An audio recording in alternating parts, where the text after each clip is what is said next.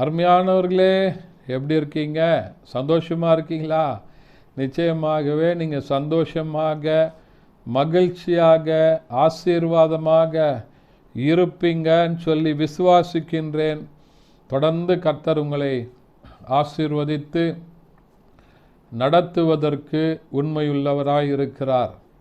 இந்த நாள்லையும் ஒரு அருமையான கர்த்தருடைய வார்த்தை என்னன்னு சொன்னால், 2 கொரிந்தியருக்கு எழுதின நிருபம் 12ஆம் அதிகாரம் அதனுடைய 9வது வசனம் இப்படியாய் சொல்கிறது: அதற்கு அவர், என் கிருபை உனக்கு போதும், பலவீனத்திலே என் பலன் பூரணமாய் விளங்கும் என்றார். ஆகையால் கிறிஸ்துவின் வல்லமை என் மேல் தங்கும்படி என் பலவீனத்தை குறித்து நான் மிகவும் சந்தோஷமாய் மேன்மை பாராட்டினேன் என்று சொல்லுகிற வசனத்தை பார்க்கிறோம். அதில் முக்கியமான வசனம் என்னென்னா, உன்னுடைய பலவீனத்தில் என்னுடைய பலன் பூரணமாய் விளங்கும் என்று சொல்லி ஆண்டவர், தேவனாகிய கர்த்தர், பரிசுத்த ஆவியானவர் அன்றைக்கு பவுலை குறித்து சொல்லுகிற காரியம், பவுல் அவருடைய வாழ்க்கையில் அவருக்கு இருந்த பலவீனத்தை குறித்து சொல்லுகிற காரியத்தை பார்க்கிறோம். பவுல் அவருடைய சரீரத்தில் ஒரு முள் கொடுக்கப்பட்டது, என்னை நான் உயர்த்தாதபடி அந்த முள் என்னை கொட்டிக்கிட்டே இருந்தது. நான் ஆண்டவருடைய சமூகத்திற்கு போய் நான் ஜெபம் பண்ணேன், ஆண்டவரே இந்த பலவீனத்தை என்னை விட்டு எடுத்து போட்டுருங்கன்னு சொல்லி. ஆனால் ஆண்டவர் சொன்னார், உன்னுடைய பலவீனத்திலே என்னுடைய பலன் பூரணமாய் விளங்கும் என்று சொன்னார். ஆகையினாலே என்னுடைய பலவீனத்தை குறித்து நான் சந்தோஷமாக மேன்மை பாராட்டினேன் என்று சொல்லுகிறதை பார்க்கிறோம்.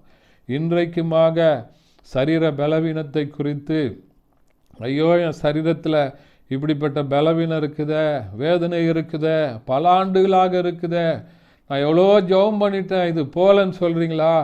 ஆண்டவர் சொல்கிறார், உங்கள் பலவீனத்தில் என்னுடைய பலன் பூரணமாய் விளங்கும். உங்களுடைய பலவீனத்தை மேற்கொள்ளுகிற பலத்தை ஆண்டவர் உங்களுக்கு தருவார். அது உங்களுக்குள்ளே இருக்குதுன்னு சொல்லி நீங்கள் வேதனைப்படாதீங்க, கஷ்டப்படாதீங்க, அதை குறித்து நீங்கள் கலங்காதீங்க. எப்படிப்பட்ட பலவீனமாக இருந்தாலும் சரி, ஆண்டவர் உங்களை பலப்படுத்த உண்மையுள்ளவராக இருக்கிறார். இந்த பலவீனத்தை வச்சு தான் பவுல் பல நாடுகளுக்கு சென்று சத்தியத்தை சொல்லி சுவிசேஷத்தை அறிவித்து இத்தனை நிருபங்களை எழுதி அநேக ஜனங்களை விடுதலை ஆக்குகிறார். அந்த ஆவியானவர், அந்த ஆண்டவர் உங்களுக்குமாக உங்களுடைய பலவீனத்தை ஆண்டவர் பலவீனத்தில் அவருடைய பலத்தினால் உங்களை நிரப்பி பூரணப்படுத்த உண்மையுள்ளவராக இருக்கிறார். இந்த வசனத்தை விசுவாசிங்க. ஒருவேளை எத்தனையோ வருஷமாக நான் ஜெபம் பண்ணிகிட்ருக்கேன், இந்த ஒரு காரியம் நடக்கலை, இந்த பலவீனம் என்னை விட்டு போகலன்னு நினைக்கிறீங்களா? ஆண்டவர் அந்த பலவீனத்தை மேற்கொள்ளக்கூடிய பலத்தை உங்களுக்கு இந்த நாளில் தந்து உங்களை ஆசீர்வதிக்க உண்மையுள்ளவராக இருக்கிறார். பவுலுக்கு கொடுத்த அதே பலத்தை இந்த நாளில் உங்களுக்கு தருவார். நீங்கள் மேன்மை பாராட்டுவீங்க. இந்த பலவீனம் என்னை ஒன்றும் பண்ணலை, இதை காட்டில் ஆண்டவர் பெரியவராக இருந்து அற்புதமாக என்னை வழி நடத்தினார் அப்படின்னு சொல்லி நீங்கள் ஆண்டவரை மேன்மை பாராட்டுகிற அளவிற்கு கர்த்தர் உங்களை ஆசீர்வதிப்பார். ஜெபிக்கலாமா? பரிசுத்த பிதாவே, உம்மை துதிக்கிறோம், உம்மை ஸ்தோத்தரிக்கிறோம், உம்முடைய நாமத்தை மையப்படுத்துகிறப்பா. இந்த நாளில் கேட்ட வசனத்தின்படி உன்னுடைய பலவீனத்திலே என்னுடைய பலன் பூரணமாய் விளங்கும் என்று சொல்லியிருக்கீங்களப்பா. ஆண்டவரே, பலவீனத்தோடு பல ஆண்டுகளாக இருக்கிறேனே அப்படின்னு சொல்லி எதிர்பார்க்கிறவர்களை கர்த்தர் பலப்படுத்துவீராக.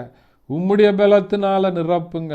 உம்முடைய நாமத்தை மகிமைப்படுத்துங்கப்பா. இயேசுவின் நாமத்தில் பிதாவே, ஆமென். தேங்க்யூ. God bless you.